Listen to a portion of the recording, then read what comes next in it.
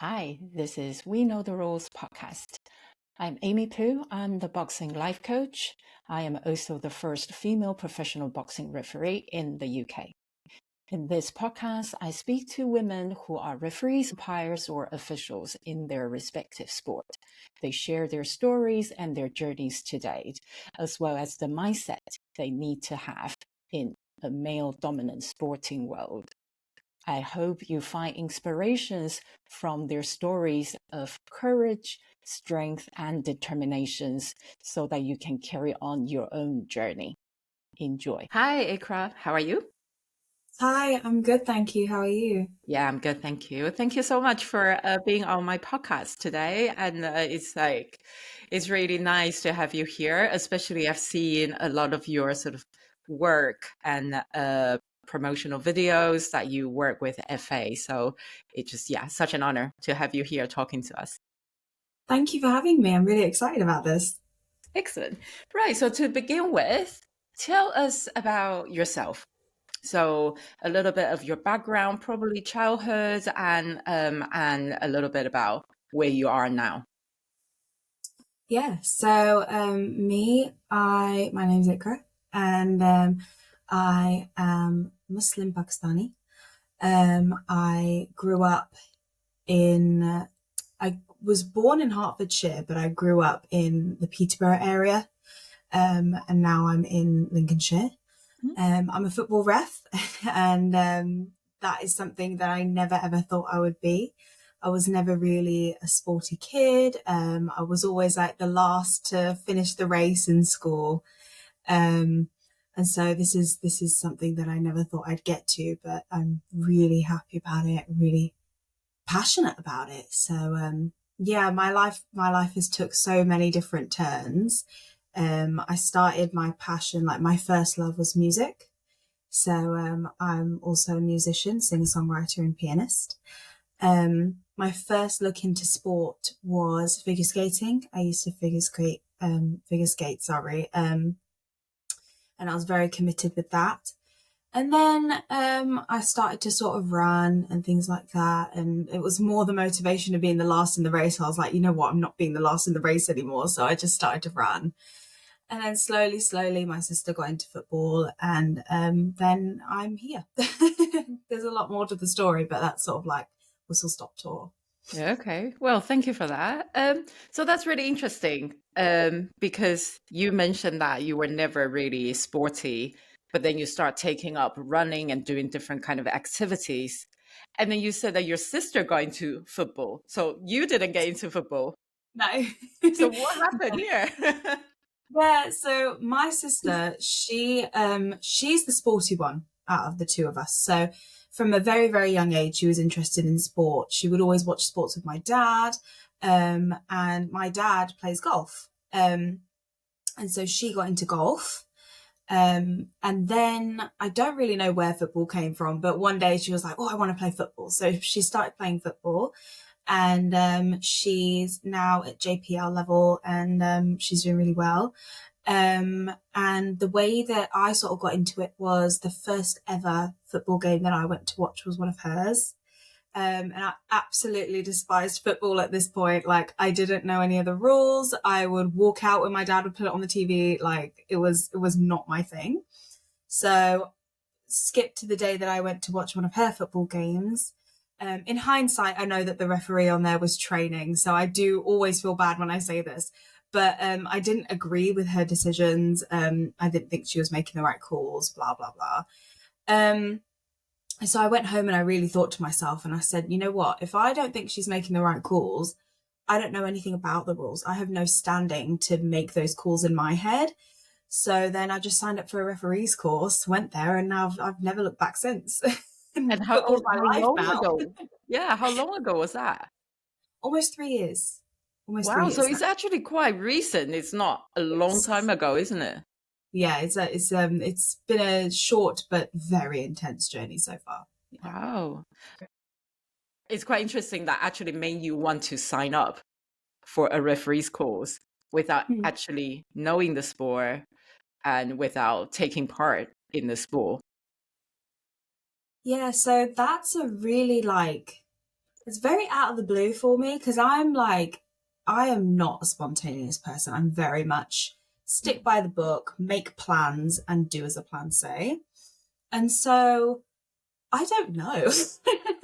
I think I just got like, I got so passionate in like the game and I didn't say anything when I was there, but when I got home, I was like, surely that can't be right. Like that really can't be right. And me personally, I'm a very like analytical brained person. Like I really analyze things. Mm. And so I was just sat there for ages and ages. And I was like, I can't do this if I don't know the laws of the game, if I don't know football. And so I think I just sort of made that decision and I was like, you know what? If it works out, that's great. If it doesn't, that's great too. But I'm doing it. And that's just sort of like how I got there. And it was really out of the blue for me. But I'm so glad I did it. Excellent. I actually think that it's probably you found your calling, just Yes. really kind of naturally kind of moved you into that direction. Yeah. Yeah. So how's it 100%. going so far? So you say it has been a very intense 3 years, I guess, training and then start officiating matches. So how is it going? Yeah, at the moment it's going great.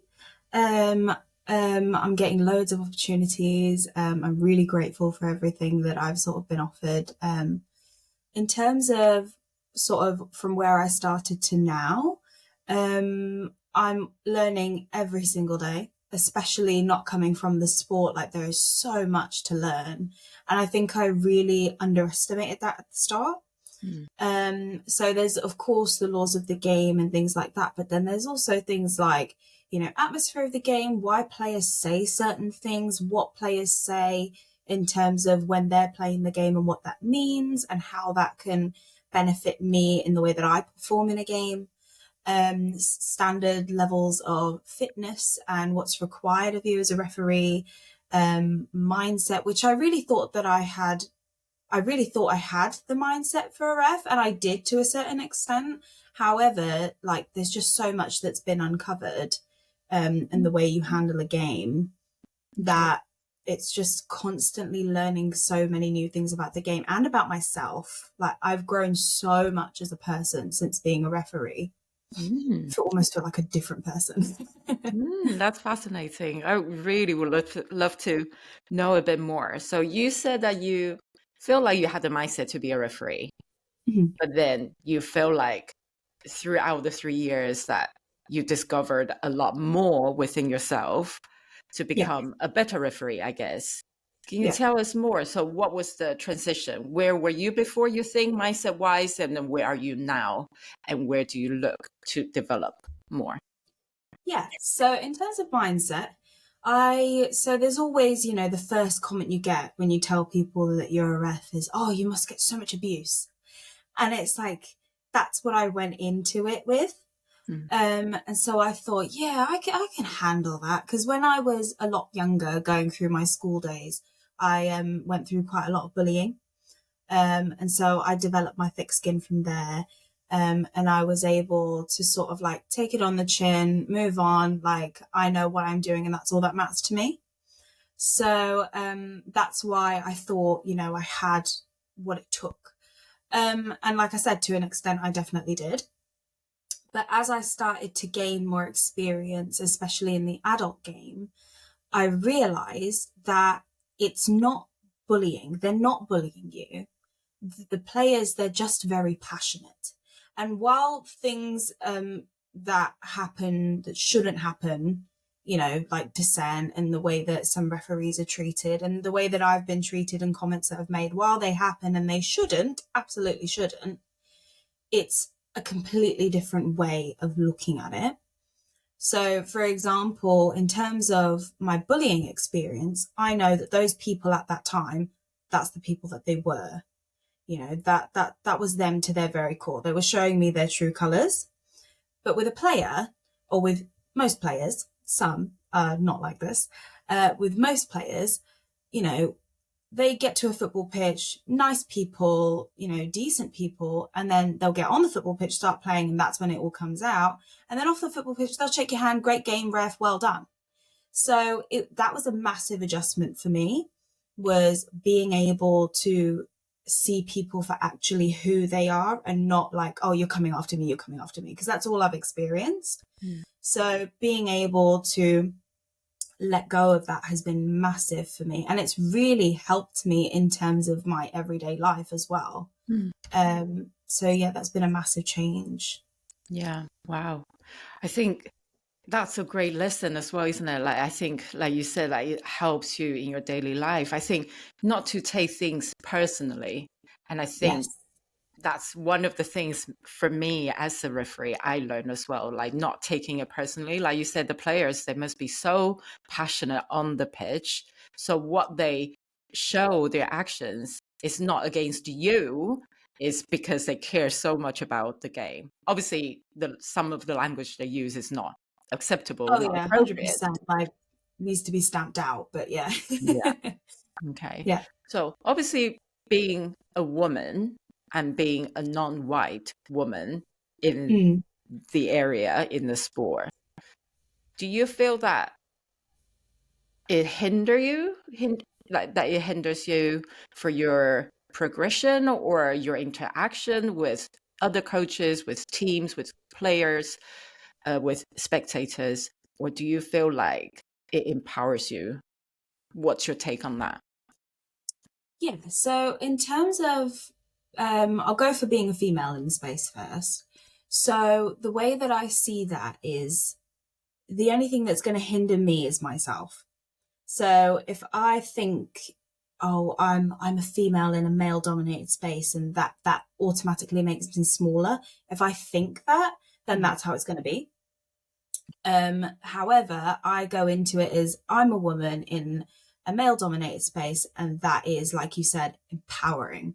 That's incredible. And for me and so many other women to be able to do that is just such a big thing. And I'm so happy to see it growing. And so the way that I see that is, why shouldn't we be in this space? Like, this is our space. And it's everyone's space to share. So why shouldn't we be here? And then in terms of being an ethnic minority, it definitely comes with its challenges. I mean, I was at a game last week where I was the only female of color, the only person of color in that whole stadium. And so in that whole venue, sorry. And so it was just, it felt I felt very small. And it was fine because I was there to do my job. However, it feels like there's a lot of eyes on you when probably there isn't. But it's just that sort of internal feeling of, oh, I'm different to everyone, and everyone knows that I'm different to everyone. And so you instantly feel just very looked upon. And then also being the person in the middle, you're obviously looked upon. So it's sort of like a big magnifying glass. And in terms of interactions with players and managers and staff and things like that, in terms of my race, I've had it from players. I've had the P word. I've had really horrible racial slurs thrown at me. It's not been nice, and it definitely shouldn't carry on. It needs to be stamped out. But I've also had, managers come and say to me, I had a manager actually last week who said, this ref, she comes from youth football. And so what makes her think she can referee a men's game? And so I heard that, and I went to him and I said, just out of curiosity, what makes you think that I've come from youth football? And he goes, because you're a woman, that's where all women come from. And I said, okay, first of all, everyone comes from youth football. That's where it starts. That's the roots. Second of all, I am now in adult football. I am a referee of adult football, and that's what I'd like to be perceived as. Third of all, that is a horrible assumption to make, and you need to stamp that out. So it's things like that. It's ignorance. It's the stereotyping. It's the assumptions that really do, get under my skin. But it's the way that you deal with that, which is the most important thing, is educating and being graceful and being professional, and really showing people that actually that's wrong. And you should feel ashamed for thinking that way. Yeah. Yeah. Much respect for you for standing your ground and, and speak for yourself and speak up for yourself. So honestly, congratulations for doing that. Thank you. You have to be so proud of yourself and just to do that. And what was his response? He just sort of looked at me blankly, to be honest. He didn't really know what to say. I thought I was going to get an argument back, like, oh, you must come from youth football because you don't know what you're doing, or you're blind, or whatever. But he just sort of looked at me blankly, and he was like, and I was like, cool, all right, I'm going to carry on now, if that's it. Yeah. He probably didn't have anything to say, right? Because yeah. And yeah, it's just so great to see you being able to like hold your own space and just say what you had to say and say, you know what, that's it. So excellent. So good. Thank you. So you touch on you're a university student still? Yes. Yeah. So how does it work for you? It must be, well, you said that it's quite busy with the refereeing side, and obviously uni life must be quite busy as well. How do you balance it all? Well, that is a difficult one. It's very, very difficult. In terms of like, sometimes I'll have 3 games a week, 1 midweek, and then 2 weekends. And then it's having to train as well, and then having to go to my lectures, and then having to work. So the thing that I find most difficult with that is actually the focus. So, for example, I will get up at like 5 a.m. to go do a training session, and then I'll go to my lecture at 9 a.m. and then I'll have to come home and do all my other work. And so I find it really difficult to keep that focus in the day. But what I sort of do to counter that is I make sure that I'm not in my flat, if that makes sense. So I'll go out and I'll do my training session, and then I'll go to my lecture, and I will try when I can to not come back to my flat, but to go outside to like a cafe or whatever it might be, and then do my work there. I don't know what it is, but I feel like I'm sort of forced to work because I'm in a public space and I'm alone in a public space. And so I think that really works for me.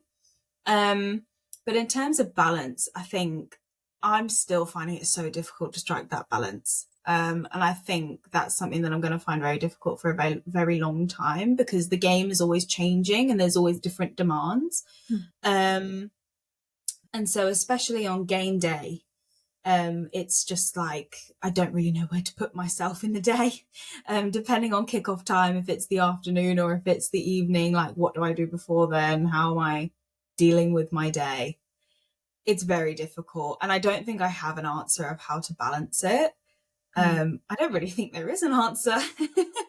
Just do what makes you feel less insane. That's my answer.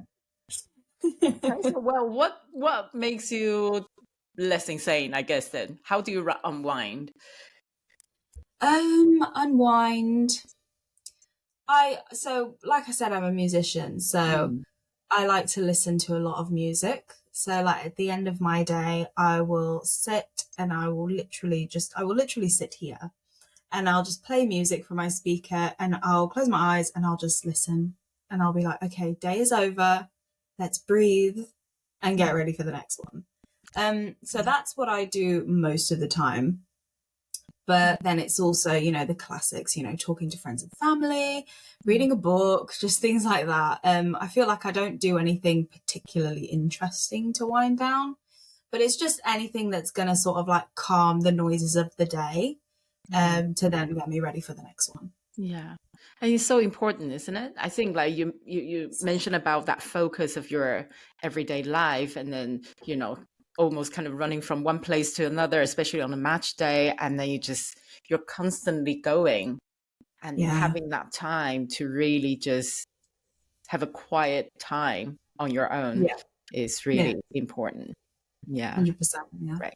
So I'm really curious, because I don't know any football referees apart from yourself and a couple of others that we met at the conference, right? Tell us, for anyone who's kind of like aspired to become a football referee, what's the sort of process, like what you have been going through? Could you very briefly talk us through? Yeah, so what you sort of do is you'll go onto the FA's website and you'll sign up for a course. I don't particularly remember how I did it because it was quite a while ago now. But what I do remember is you'll get invited to a course from your county FA. They will deliver a session over what it usually is 2 days. So it'll be a theory day and then a practical day. And so you'll do that. And then after you've done that, you'll have, or before you've done that, sorry, you'll have some modules to complete: safeguarding, a few online laws of the game education modules. Then you'll go do your 2 days. And then you have to, I believe you have to complete 5 games to then qualify. I'm not sure if I'm missing out any steps because I'm remembering this from the, you might have seen it, the Hour Whistle course that me and a few other girls did with Joanna Stimpson at the FA, which was so great. And so I'm remembering that sort of process. So we did the 2 days for the girls, and then they headed out and they're now doing their 5 games. And then I'm not quite sure what comes on after that. I think you just you keep going. You just keep going and keep seeing where it takes you. At least that's what I did. Yeah. Okay, so where do you want to get to? How far? Well, obviously I want to make it all the way up there. Everyone does. I mean, I think, there are people that are comfortable staying at the levels they're at, and that is perfect and that is great for them. Yeah. But in terms of me, in anything that I do, I always strive for more. And so even if I did say, I want to stick to like grassroots, or I want to, stick to semi-professional football when I get there, I feel like my automatic default setting in my brain is, no, you got to do more. Like, you can do more, push harder, come on. So I feel like, yeah, my in a perfect world, I would love to be right at the top. But obviously that's going to take so much hard work, and I'm really excited to do it and to be doing it. Yeah. So right at the top, would that be Premier League? Would that be World Cup? Would that be Champions League? I don't know. Like, what's the top? So at the moment, that's like WSL Premier League in my head.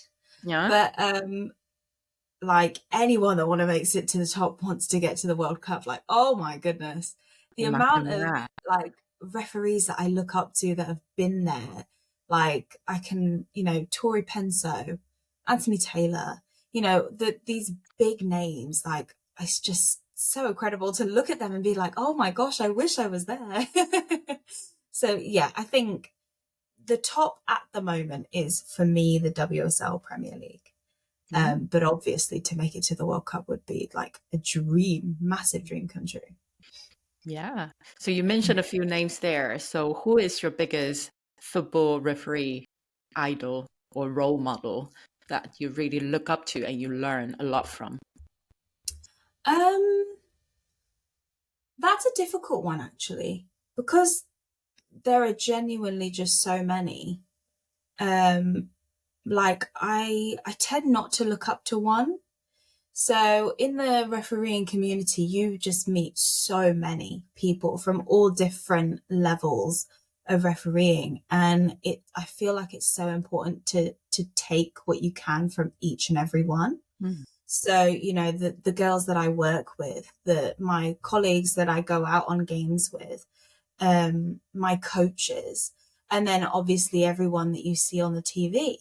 I just think it's so incredible to be able to take what you can from each and every one and all of their experiences, and then to be able to then create your own from that. because I don't like to look up to one person because they have so much to offer. So then if they have so much to offer, so does everyone else. And so I think it's really important to gain what you can and learn about what you can from other people. So that's just sort of the way that I look at it. Yeah. Yeah. No, absolutely. I agree. And I think that's a really great way. Well, I could tell that you're really eager and so keen to learn, right? Yeah. So you're like a sponge, but you're really just trying to take the best out of everybody or anybody and then to make it your own. So Yes. what is your style then? Do you have a style of refereeing? For me, I like to let the game flow. So in terms of like tiny little pieces of contact, I mean, to be honest, I don't think many referees pull up tiny little pieces of contact because most of the time it's just, footballing contact. But I've been told that I'm very, what's the word? Is the word theoretical? Okay. Because I've not come from football and I've literally had to learn it. In terms of laws of the game, I revise them. Like I have flashcards. So so my game is very much law based, and that comes with its positives and it comes with its negatives too, because you sort of like sometimes you can lose the human aspect or match management and player management and things like that. So but then on the other hand, like I'm great with law and that comes in amazing when I'm like explaining my decision to an observer, for example.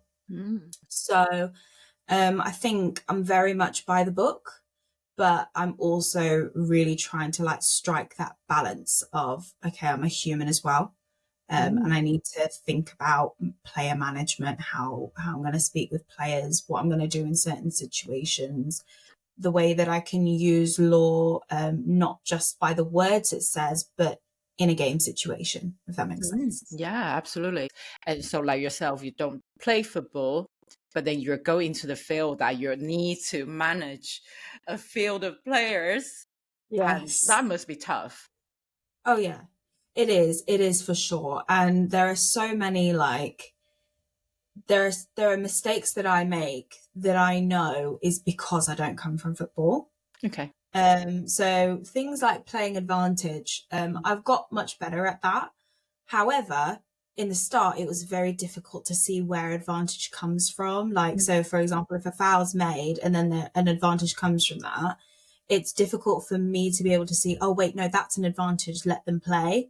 Because I've never played myself, I don't know what that looks like. And so that was a massive learning curve. I remember that being a massive learning curve. And then also like I'll hear players say terminology and things to each other that could really help me in, for example, my positioning. Like if they're going to say switch, I know that the ball is going from one side of the pitch all the way to the other, side. That makes sense. And so like I will then know, okay, potentially I'm going to have to move from left to right. So it's that sort of thing, being able to learn that. I think it's extremely important to actually know the game as a ref. So that's been a massive learning curve. Yeah. So, well, credit to you for, being able to pick up all those little like things in the game and, terminologies that you must have to pick up learn so many. So Yeah. you mentioned about learning to know where to position yourself.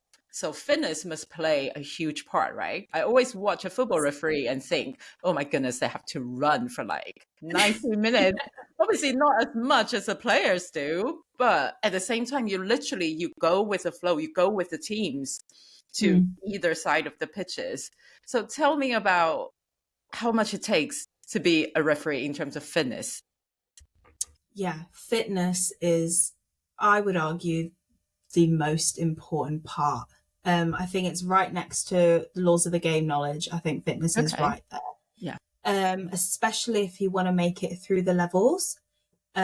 So at sort of a certain level, when you go for promotion, you'll be tested. And I very much at the start of my journey underestimated how important fitness is as a ref. And I neglected that. But, meeting so many role models through, the programs that I've put on, for example, the Emerging Talent Program at the FA, when I got selected for that, I was able to meet so many like coaches and people that have been through the game, professional referees, to then, that opened my eyes and I was like, oh my goodness, like fitness is massive. And so I really had to look inwards and completely uproot myself. And I think the hardest part of that was asking for help. I really, like my current coach, I had to ask her for help, and she's been incredible in teaching me how to become fitter, and the mindset that it takes to become fitter. And it's a lot of hard work. I started training, I think, like properly maybe 7 months ago. Okay. And now I've just seen a massive change in the way that I run, in my technique, how much I can run, how many sort of like assessments I can pass. And I just think it's made me an incredibly better referee, but it's also made me a better person. Like I feel just so much better in myself, if that makes sense. Completely. Yes. Yeah. So I completely agree. I think I think fitness, well, exercising is so important for everybody, really. And like you say, it's not just the physical side, it's really how much that you feel good about yourself. And I think whatever exercises, whatever workout people do, it's an achievement, right? And then you're telling yourself, you're telling your brain that I can do difficult things, I can do hard things. And then that really motivates your brain to go, oh, yes, yeah, I can go for it. I can try and improve myself. And then you just keep going. So that drives the momentum. So, yeah, I completely agree. So what do you do then in terms of your fitness? What's kind of your normal regime or normal workout? So it changes week to week depending on like the matches that I have. But I do, so it's mainly running. So it'll be like a mix of HIs, sprints, long runs, and then also, there'll be gym as well to sort of top that up. So there's strength and conditioning, upper and lower body. But then it's also, the relaxing things. So it's very important to have active recovery and rehab, things like walks, bike, really just being able to then connect back with the outside world and be like, okay, I'm training in this world and I have my goals, but also let's be grateful for what I have, sort of thing. So I think that's so important. But when it comes to like a match day, it's very important that you activate before a match day. So match day -1 programs are so important to have that. So I always make sure to do that the day before a match. And then it's just stretching. You got to make sure that your muscles are relaxed and preventing all those injuries that can happen. So we don't want that. But yeah, my week is pretty much every day I train.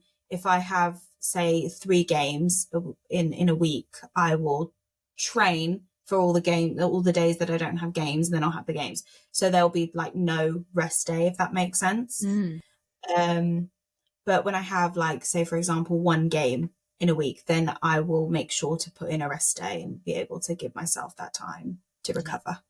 Yes, that's really good advice. Rest day, recovery day is definitely very, very important. And stretching, I cannot stress how important stretching is. So yeah, totally. Great advice. Right, I'm going to go back a little bit now. So you mentioned about the hardest thing, or one of the hardest things for you is asking for help. Yes. So tell me more about it. I kind of feel like there's a lot more to it. Yeah. So in terms of that, like for me, asking for help requires a lot of vulnerability. And it requires you to hold yourself accountable. And that is something that I really struggled with early on in my reffing career. I will admit I didn't have the best attitude. and I didn't think of things in the way that I probably should have. So I'll use the example of when I asked for help with my fitness. That was very, like, I was almost scared, and I shouldn't have been, and nobody should be scared to ask for help. But I remember giving my coach a call and saying, I really need help. Like, I don't know what's wrong. I'm trying to train.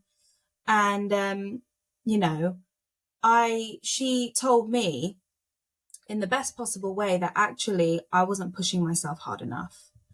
And so being able to listen to that and really be open to that. And I mean, I sat there on the phone and I cried to her. I was like, what am I doing wrong? And that was so difficult. But now that I look back, I got so much out of that conversation that I wouldn't have got if I hadn't asked for help. And that was the point in my refereeing career where I turned 180. And now I'm a completely different person from who I was back then, fitness wise, mindset wise, refereeing wise, everything. And so if I hadn't asked for help that day, I don't know where I'd be. I might not even have been a ref. I don't know. And I think it's such a strong thing. Like, some people see it as a weakness, like asking for help as a weakness. I think it's the strongest thing you can do as a person for yourself. That is so good. I love that. It takes so much courage for anybody to realize that, right? I need to actually ask for help, right? And for that action of asking for help, you have to let go so many things in your head, your ego. You have to like drop so many things. So honestly, like, I'm actually getting like goosebumps just like listening to you. I was just like, it's so amazing. And like you said, that changed, right? That really is a turning point at that, in terms of your mindset and in terms of like recognizing your weaknesses, your vulnerability, and you put yourself out there, and all of a sudden everything opens up for you, isn't it? Yeah, exactly. And it's so important, and it's so life-changing to just be able to ask for help. Yeah, So amazing. yeah. Right. So if any young women, girls, they are watching this, listening to this, and they want to get into football, and not just for as a player to play, they want to become a referee, what would you say to them? So the first thing I'd say is take the leap. Like, just do it. Like, because especially coming from where I've come from in terms of the person that I am, you know, not being a spontaneous person. So a bit of spontaneity is great. But then also, and this is something that a mentor of mine told me, is figure out what your why is. Why are you doing it? And for me, my why was solely to be a referee, because I've not come from football. I'm not a player that had to hang up her boots. I'm not a manager that wanted to try out a new thing. I solely came into football to be a ref. Like, that is my why. And so I think to be able to find your why and then chase it with all you have is the most important thing. Everything you do has to be backed with a purpose. Yeah, Yeah, that's what definitely. I would say. Yeah, that's brilliant. That is so important, isn't it? Like having that purpose, like you said. And so you do things with an intention, you know where you want to go. And there's always a backup because you have that motivation behind Yeah. you. So do you watch football now? Do you actually support a team? And do you watch a game? I watch any football. Okay. Like, I love it. Football's my whole life. Oh, wow. What a change in 3 years, right? Yeah, I know. But literally football's my life. I don't support a team.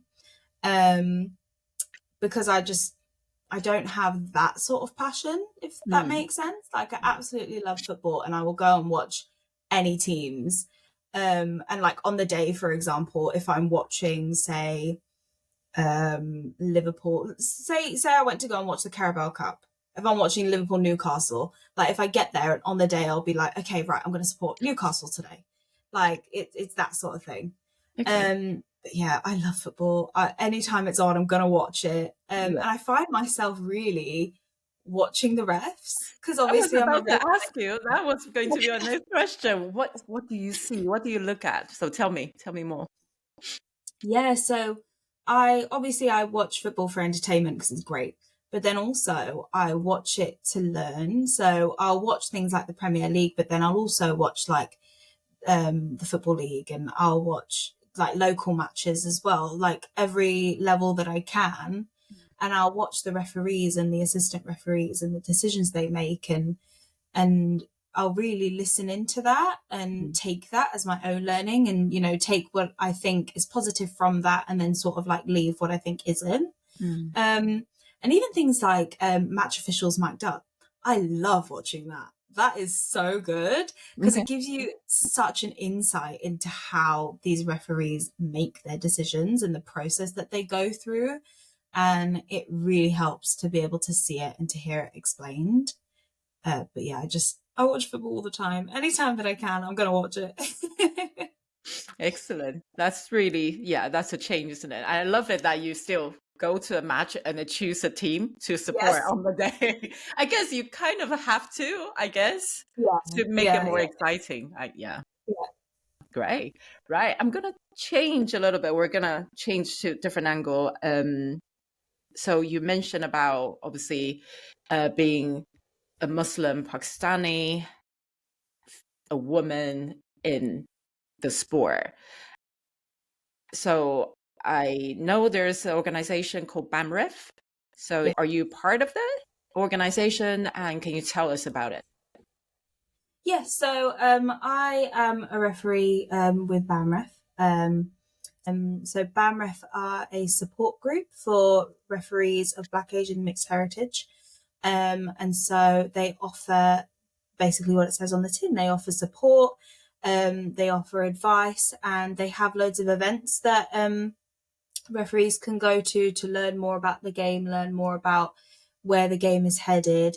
And they do a lot of work with the FA as well to sort of like drive that change, and to make sure that there is representation. And I think in my experience with BAMREF, I've only been with BAMREF for, I think, maybe just coming up to a year.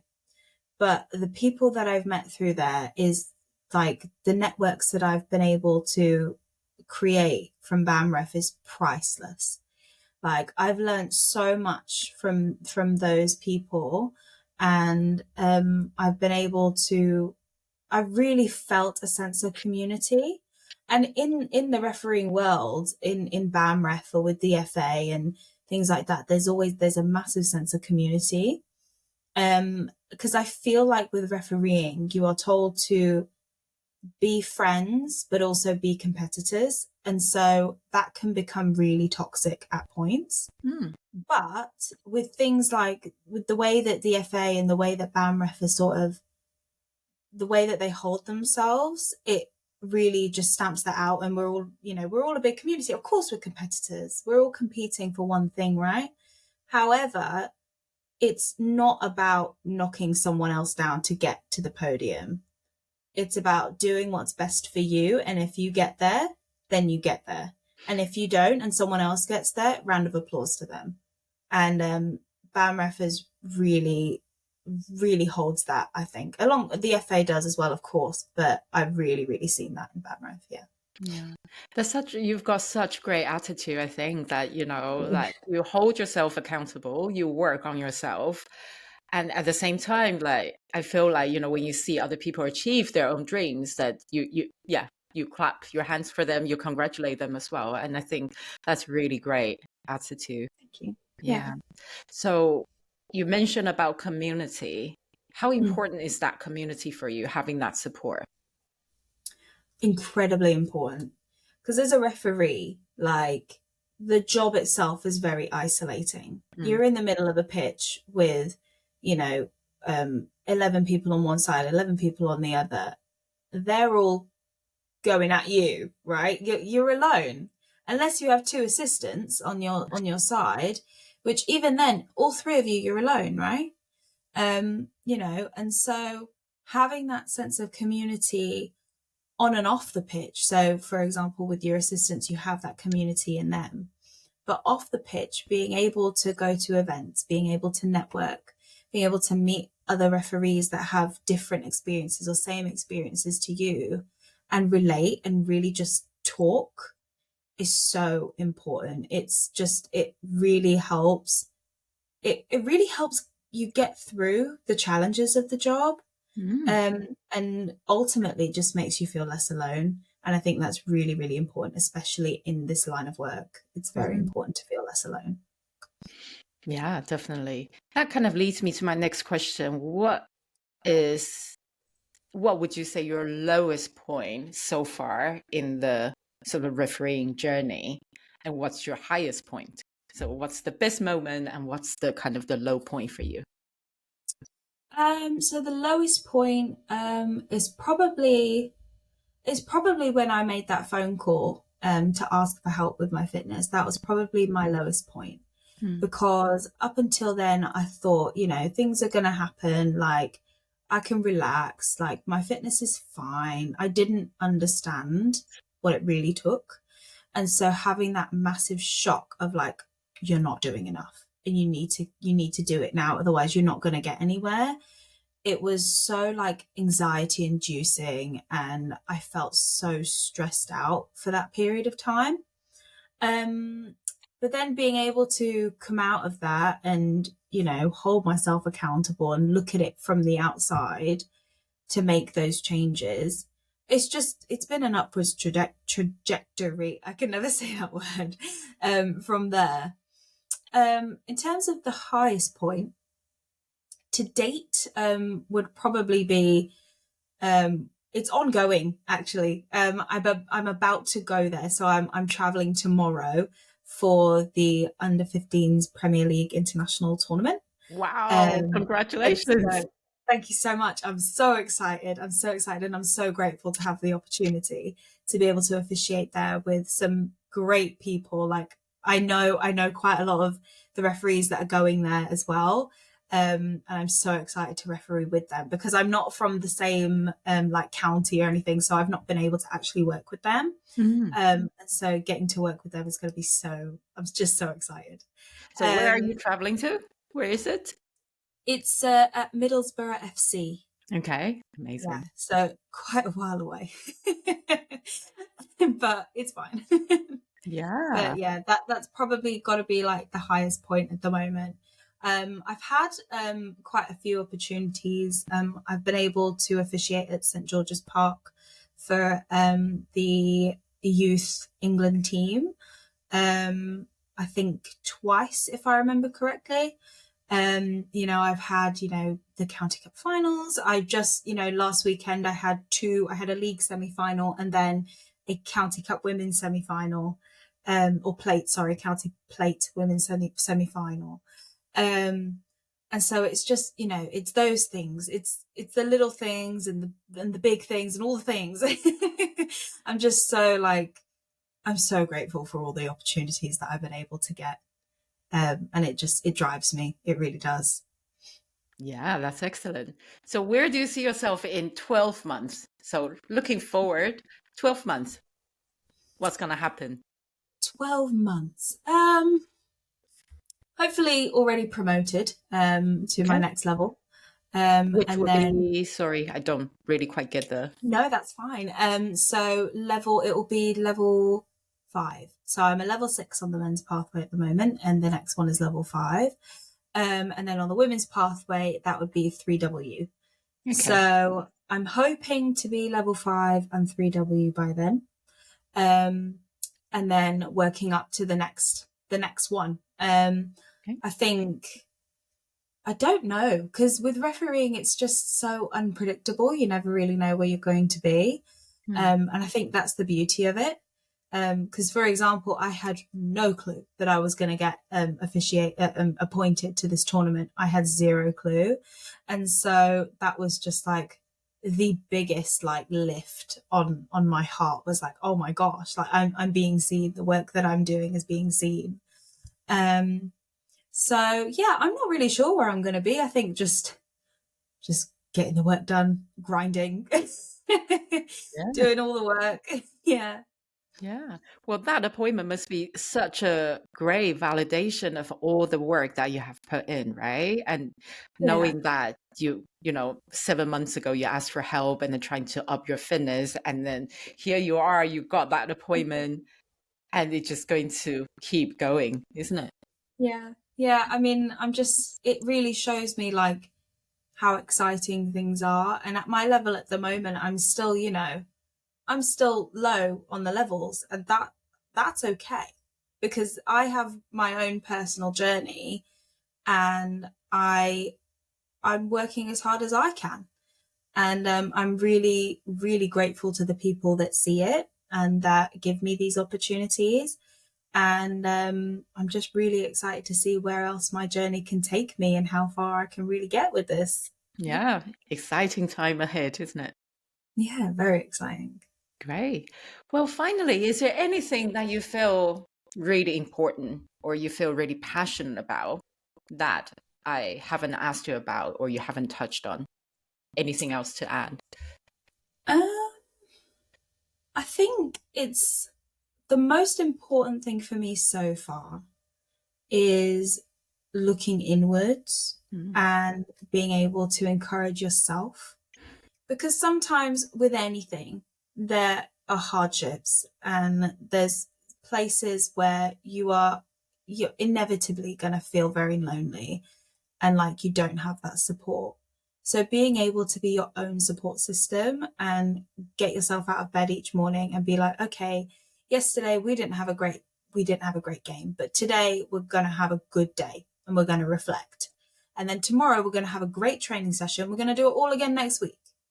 And so being able to really push yourself and drive yourself through when you feel like there's nothing else is just so important. And I don't think I would be where I am at the moment and looking forward to where I will go, hopefully, if I didn't learn that. And I think it's really important to learn that early. Yes, that's Yeah.